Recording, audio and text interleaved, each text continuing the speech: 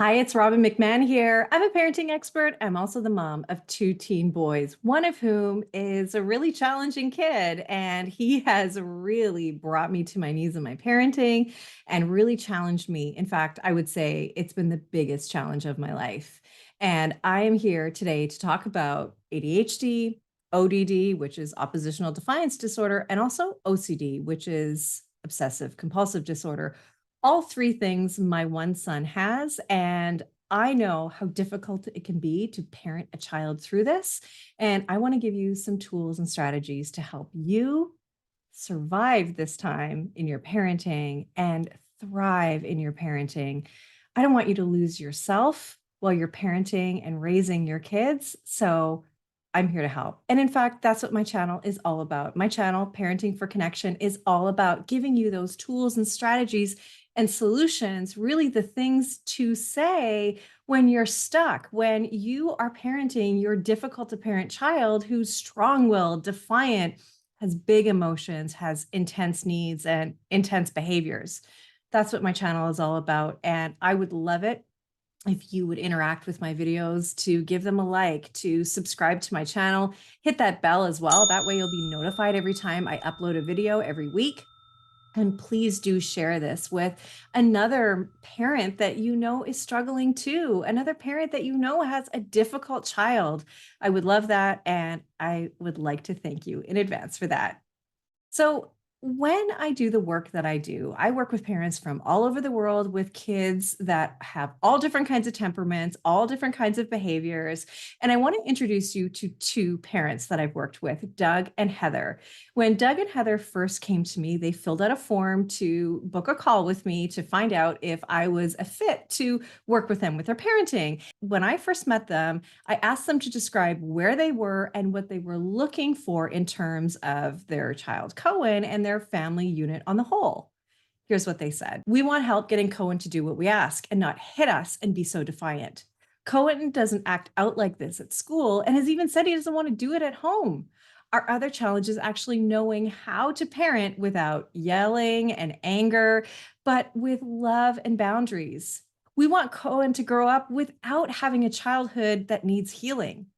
We desperately want to protect our relationship with him so that when he's older, he looks back and sees mom and dad loved him and did everything they could to protect the parent-child relationship.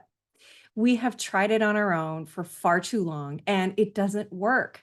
We don't want to wait any longer and look back and only wish we had done something sooner to protect our relationship. Yes, I totally get it. And through my process, I worked with them over a period of time, and this is the result. People often ask us, what helped get our family through 2020 and 2021? Or what did you change that made a huge impact on your life? Well, we tell them our faith in God, our friends, our family, and Robbin McManne. Seriously, Robbin changed our lives. Our family was struggling just to make it through each day. Most days we just wanted to give up. We are a fun family and an extremely frustrated family. So we decided that what we were doing wasn't working and we needed to do something different. We researched websites, listened to podcasts, and we came across Robbin's Parenting for Connection. We met with Robbin and began the journey of learning how to become the best parents we can be. One thing that stood out to us is that Robbin took the time to get to know us as a family and completed a family blueprint specifically tailored to us. Over several months, she introduced a few practical tools to help us learn how to connect as a family and to unlearn some not so great family patterns. We grew and failed as parents throughout our Connect sessions with Robbin. She encouraged us and would give us feedback by asking us to try something new and different. It was truly unlearning what we knew so that we could then learn something new that would help us to move forward. Our biggest payoff started to come to fruition when we applied all the things that Robbin taught us. Applying what Robbin taught us to our day-to-day family interactions was a game changer. That's where we saw the real family transformation. She helped us go from we can't do this to look at what we did and how much we've grown. Robbin truly helped us learn emotional intelligence, how to remain peaceful during difficult situations, and dive deep into investing in our family. It could take us days to write all about the good things that has happened since working with Robbin. For now, we'll simply say if you're struggling with your parenting, staying connected as a family, connect with Robbin. She's a game changer. Oh, I can tell you that means the world to me to hear from my clients, to hear that that's the kind of change that I've helped them make in their family. And I can do that for you too. In every video, there is a link to book a call with me. And I have appointments every week that are set aside for parents like you who are wanting to do this a different way and who realize that they need a little bit of help. Like Doug and Heather, they are beautiful parents. They are intelligent, well rounded, grounded people, and they just needed some help in their parenting, and that's okay.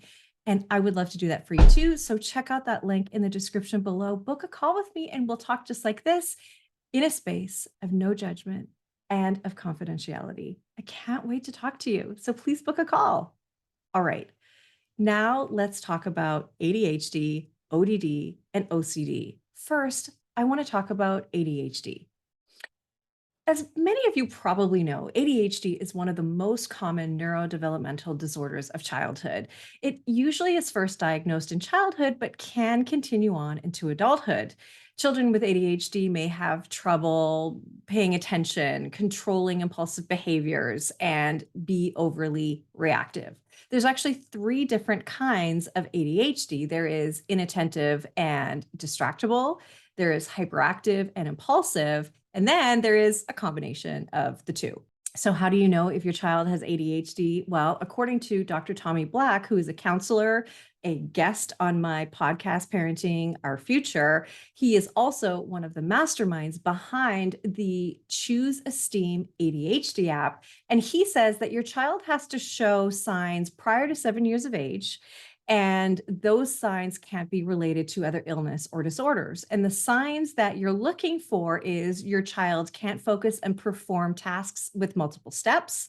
They seem to have an internal motor that they're always on the go and they can't finish what they started. And they are also hyper focused on things like TV or video games, which can be really confusing because you think that it means inattentiveness when in fact it can sometimes mean hyper focus. So it can be confusing. And as parents, when we are up against a diagnosis like this, it freaks us out. And we worry about what this means for a child in the future. Is my child going to be okay? Are they going to have to go on meds? And the fear spiral is real. And it goes sort of like this, right? It goes, okay, is my kid going to be bullied? Is my kid going to be othered? Is he going to be labeled? Is he going to be not liked by teachers? Is he going to struggle forever in school? Is he going to get the help he needs? Is she going to make friends at school? Is she going to fail school? Is he going to drop out of school altogether because it's so tough? Maybe he'll get into the wrong crowd. Maybe he'll start selling drugs. And before you know it, he's in jail. And in front of us is our 7-year-old, and we are nowhere near there. And we go into this shame spiral and it freaks us out. And then we don't act with our rational thinking brain. And so I really want to unpack this a little bit and tell you what's really going to help when you're parenting your ADHD child. When it comes to ADHD, here's what I know for sure, that your child's behavior is not personal. Their big emotions, their hyperactivity, it's not personal. It's not meant to drive you crazy. It's not meant to manipulate you or make you feel like you're failing as a parent. Not at all. Your child really just has a brain that, our normal brain is a happy brain if we're lucky. But if we have something that is something like ADHD that gets in the way, what happens is messages will come into the brain. And I always say it's like the message takes the scenic route to get to where it needs to land. And then it lands in that part of the brain. Meanwhile, you've missed instruction 2, 3, and 4. And the teacher doesn't think you've paid attention. The parent doesn't think you've been paying attention when in fact, you are just taking in all of the stimuli, right? Sometimes it's that you listen to the first instruction, but then you got distracted by something on your desk, the noise over here, the wind from the fan, all different things can come into play. And it is so frustrating. And all your child is doing is saying, I need help.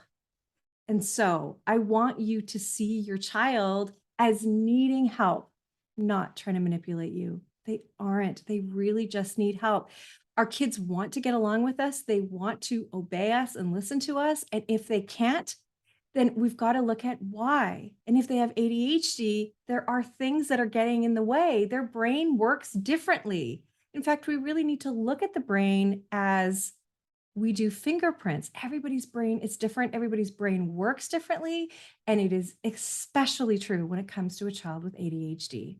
The second thing I want you to know is that it's important when you're interacting with your child that you regulate yourself first. If that means you have to take a deep breath, if it means you have to go grab a glass of water, regulate yourself first. And by that, I mean calm yourself down because our kids co regulate off of us. And we want our child to be more calm. And so they'll see the signals in us to be calm. We're modeling that for them, and it will help them to be calm. If we're freaked out and we're yelling at them and we're flying off the handle and doing all those things, our kids are going to be even more frantic. We want to model calmness and deep, slow breathing because we have mirror neurons in our brain and they will do what we do. There's that age old saying, right? Our kids don't do what we say, but they do what we do. Number three is to predict the struggles. Predict the struggles your child is going to have. And what I mean by that is know in advance where your child has difficulties and what can you do to alleviate those difficulties. Do they have trouble remembering things?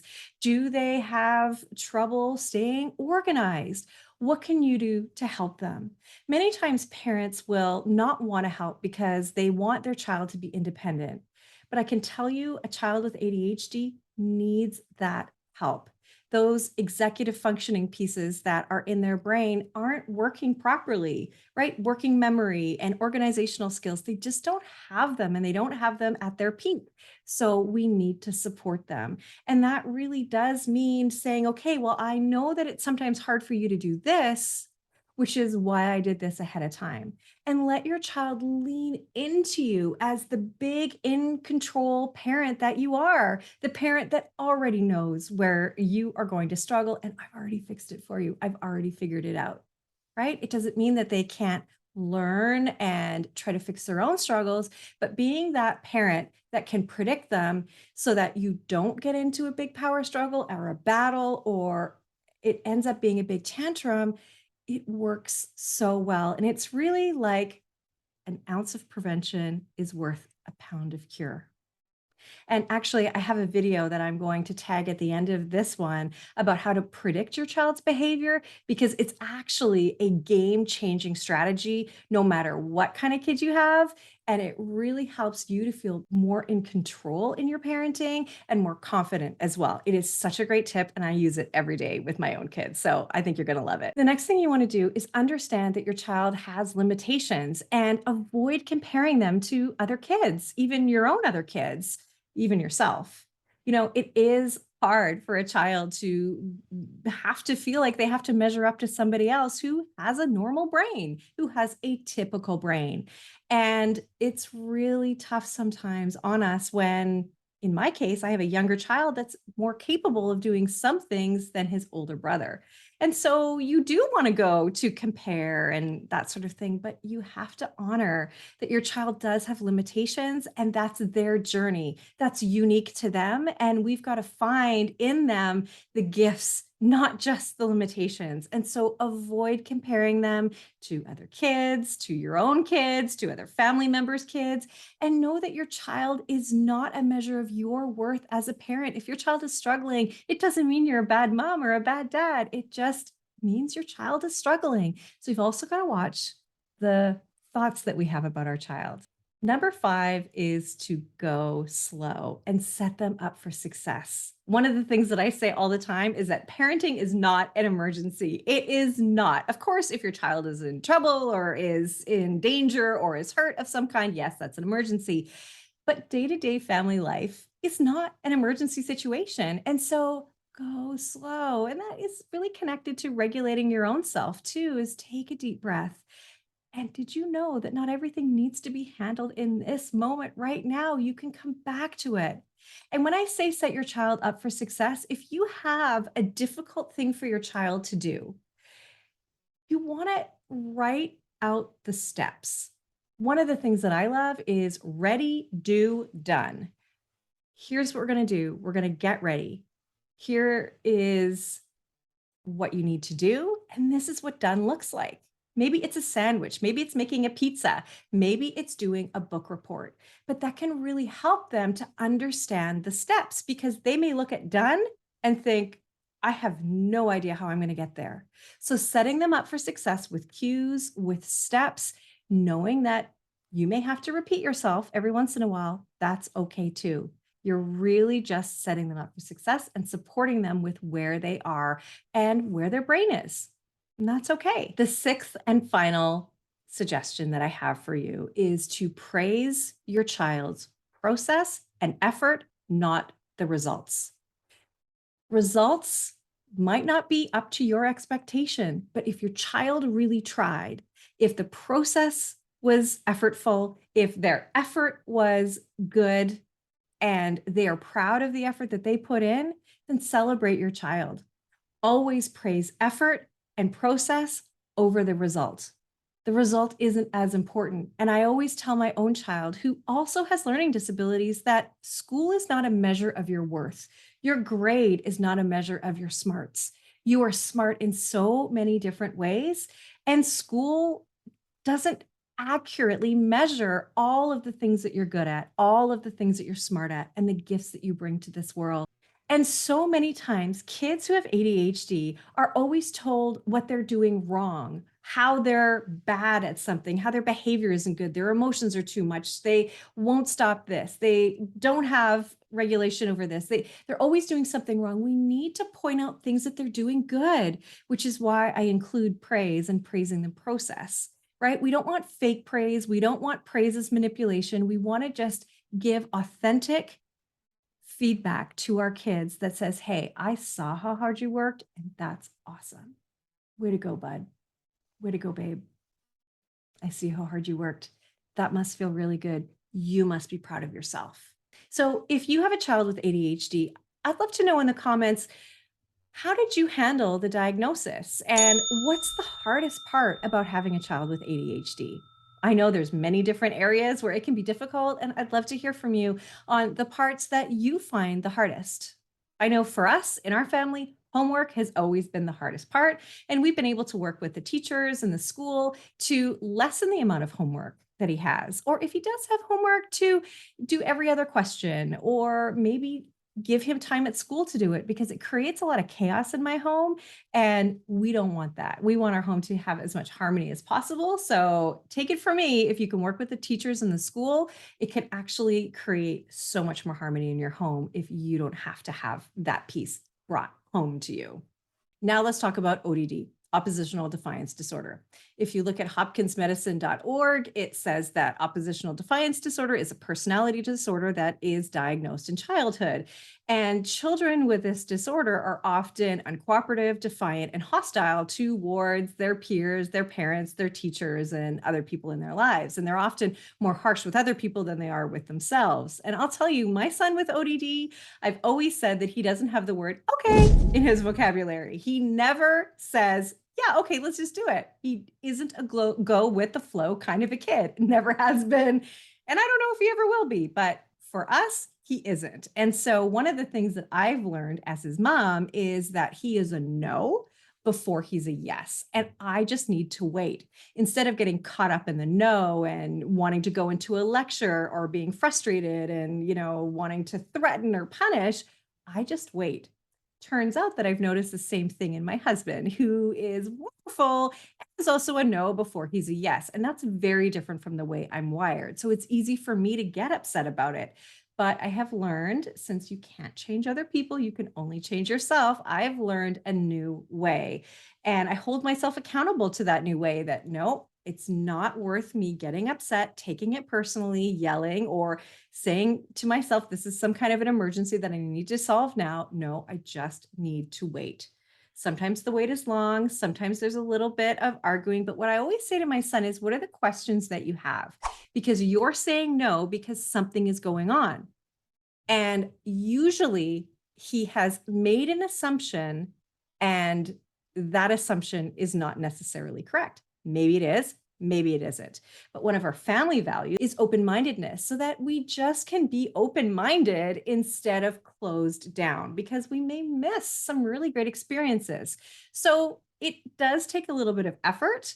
And I'll tell you, when I was really, really, really frustrated in my parenting and I didn't know who to turn to, and I would talk to people that I knew and friends, they would say, "Well, what seems to be his trigger?" And my answer was the word no. Anytime I say no to him, he loses it. So it's no joke when you have a child with ODD, it does lead to big meltdowns, big displays of emotions and behavior that's sometimes out of control.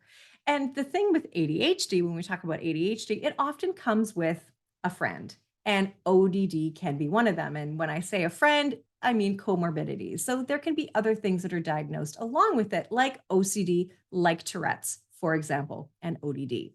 So let's talk about some of the things that you're facing when you have a child with ODD. You're going to see a child who's angry and in an irritable mood. They lose their temper easily. They are frequently easily annoyed by others. They're argumentative and defiant. They argue with adults and other people in authority, and they often deliberately annoy or upset people. They can be vindictive and are often spiteful. And that's a lot. That is a lot and hard for any parent to handle. And one of the things that is involved in this that I want to bring up is Counterwill. Have you ever heard of Counterwill? Counterwill is part of the software, if you will, that is built in all of us. Things like aggression, things like fight, flight, and freeze, and things like Counterwill all come preloaded in our brain when we're born. And counter will is the instinct to resist or oppose or do the opposite of what you were told. And it's a built in response designed to protect self when feeling coerced or facing separation. Children are designed to be directed by the people who they're attached to, which makes them prone to resist people who they're not attached to. So it's a survival system, right? Like if a stranger tries to grab your child, they know that's a stranger. They're not connected to them. They are not part of the group of safe people that they've identified in their life. And so they're going to resist them. But what does it mean if your child is using counterwill with you? Well, it means that you might not have a strong and connected relationship like you want. Maybe you've used threats and punishments and bribes and rewards to manipulate your child's behavior, to change your child's behavior. And it's not your fault if you have, because what else have you been taught? You haven't been taught anything else. And we certainly don't know things like this. But what I want you to know that counterwill is natural and normal. And it is good in that it does help our kids stay safe from strangers. And if you're facing this with your child, you want to take a look at your relationship with them. Do they know that you are a strong and caring ally?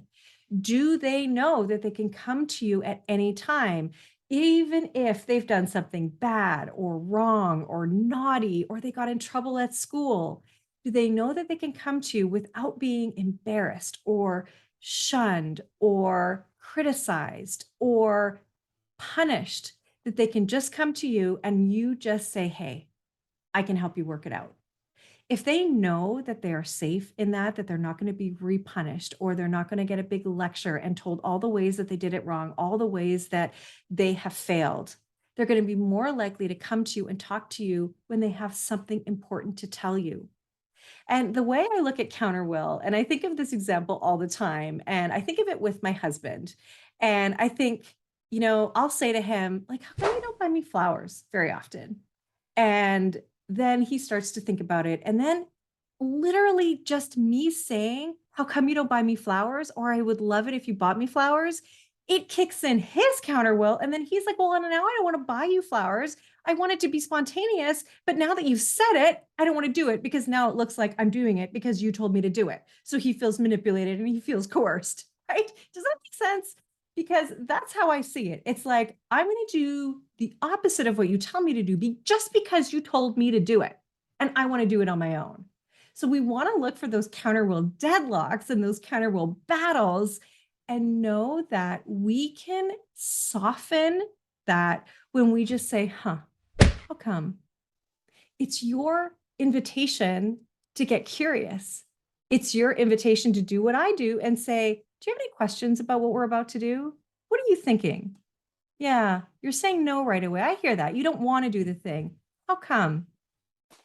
Oh, you don't want to do the thing because of X, Y, and Z. Hmm. Well, how can we work this out? Because we still need to do the thing.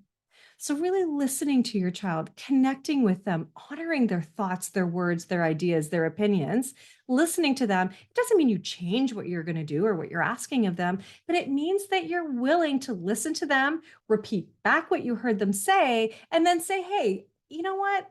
Maybe we won't do that thing because you realize what you're asking of them may not be fair. Or you say, I know, we've still got to do that thing.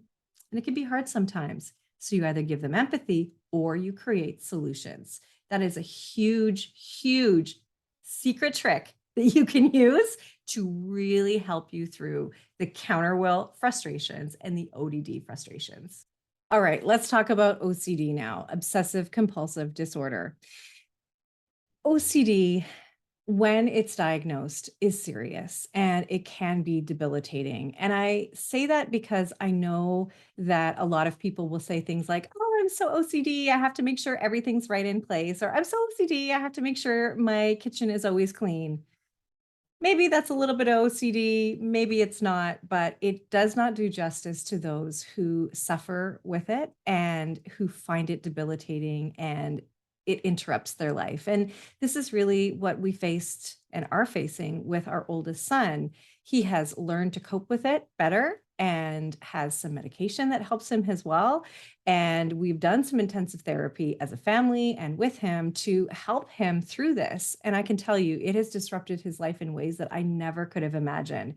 And so the Mayo Clinic online says that OCD, obsessive compulsive disorder, it features a pattern of unwanted thoughts and fears, which are the obsessions that lead you to do repetitive behaviors, which are the compulsions. And there are three main kinds of OCD. There is contamination, right? So fear of food or your body being contaminated by unwanted germs and contaminants. Then there are intrusive thoughts, thinking like, if I don't do this thing, somebody's going to die, or if this happens, my mother is going to be murdered, or somebody will be raped, or if I look at somebody that way, maybe I am a rapist or a murderer or a child molester. They are extremely dark thoughts.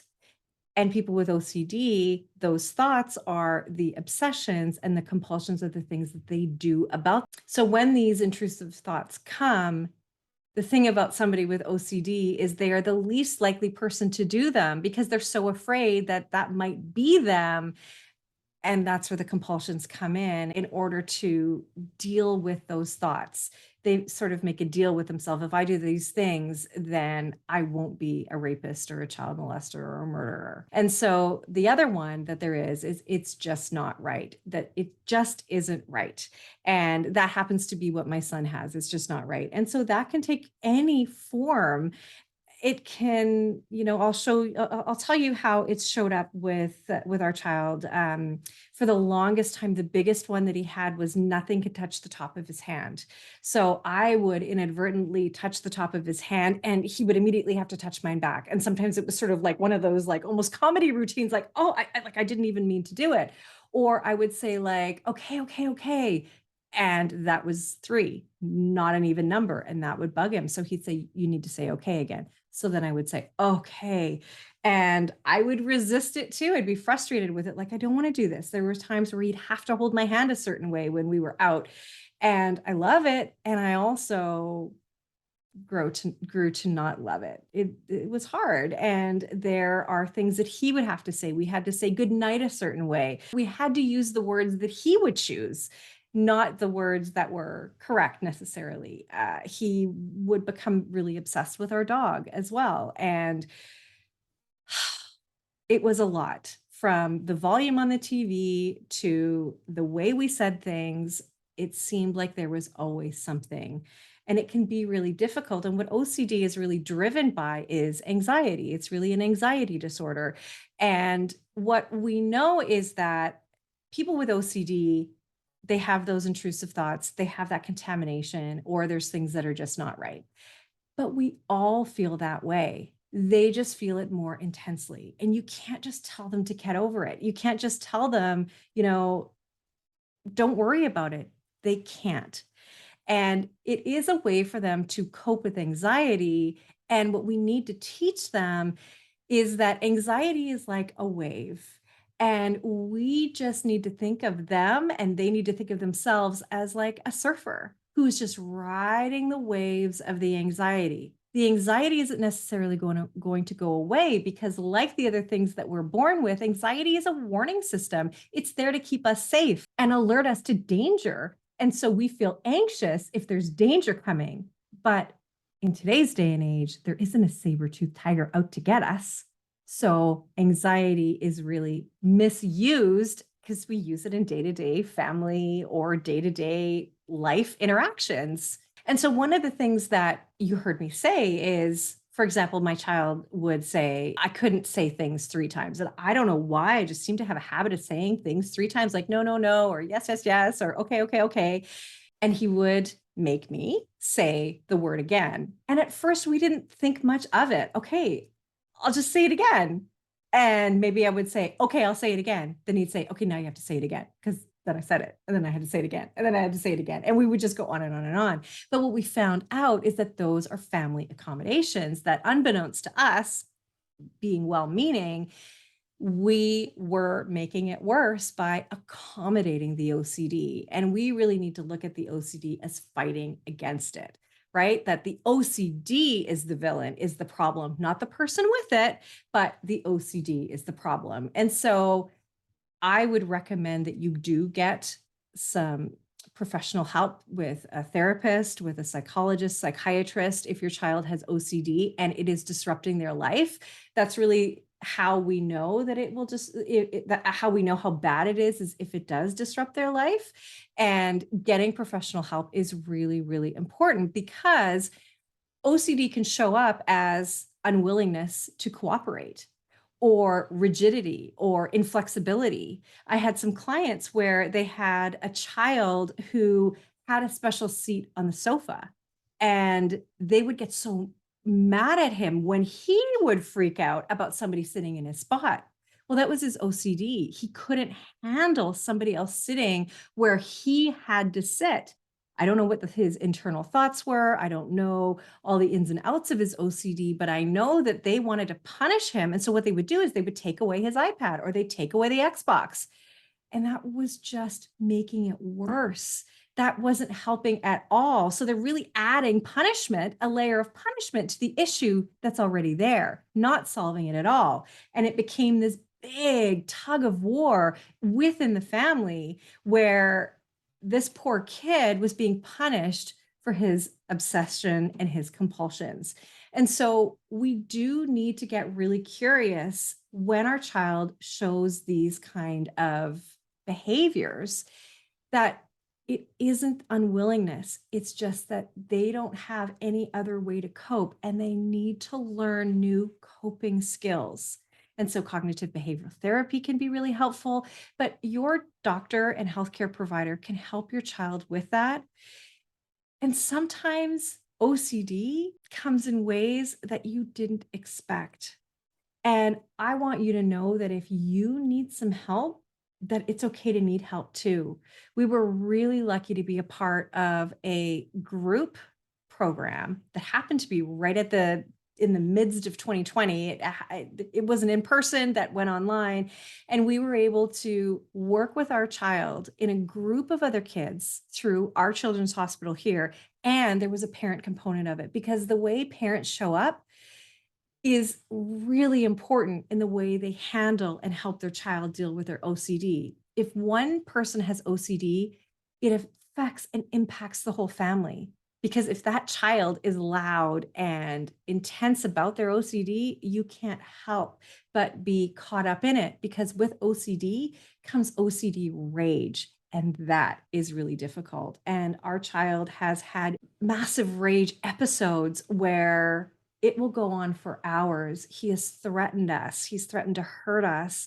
And there have been some scary times. So I've been there and I know what it's like. And I can tell you, as a parent, we need to be those figures of stability for our kids. And we can't give in to the OCD, but you and your kids need help with this. And I really encourage you to get help and professional help with this because it's that important. And one thing that you'll notice too is there is probably a family history with OCD as well. And as we look at our child and we look at ourselves, my husband and I, we look at our extended family, we can see that there is some OCD there. And so if you know a family member that has it, just keep your eye out for it. And remember that this isn't manipulation, that whether it's ADHD, whether it's ODD, whether it's OCD, your child is trying to cope and they don't have the ability to really understand what's going on with them, to deal with it, or to articulate it. And so it is a call to action for us to be curious and to be compassionate. And I know that's not easy sometimes. I know it's not because their behavior triggers us. I really, really get it. And here's what I have for you. I don't know if you know this, but I have a guide called How to Turn a No into Cooperation. And I take everything that I've learned as a certified parent coach, as a mom to a really high needs child who's really strong willed, that has anxiety and doesn't want to say yes to anything. And that is my free gift to you. So there is a link below on how to get your guide, How to Turn a No into Cooperation. You will love it and it will definitely, within no time at all, I'm talking within less than a day, you will see when you put into practice what I have put in this guide, you will see that you get more cooperation, you're going to feel more confident, and you will have more harmony. Who doesn't want that? And it's my gift to you. And please do share this video with somebody else who you know is going through this too. I want everyone to know that they are not alone, that this is real and it can really hurt us. And I don't want you to lose yourself as you're raising your own children. So please do share this and don't forget to subscribe, to like this video. It really does help with the algorithm. That's why I really appreciate it. And of course, hit that bell so you're notified when I upload a video every single week. Thank you for watching. I hope that this has helped you to understand your child a little bit better and give you some ideas for what you can do. And I'm always here for you. You can find me on all of the social platforms. You can leave a comment below if you have a question on what I've said, and find me on social media. You can see the links below in the description. And don't forget to watch this video on how to predict your child's behavior. It is a game changer for any parent. Thanks so much for watching, and I'll see you in my next video. Bye for now.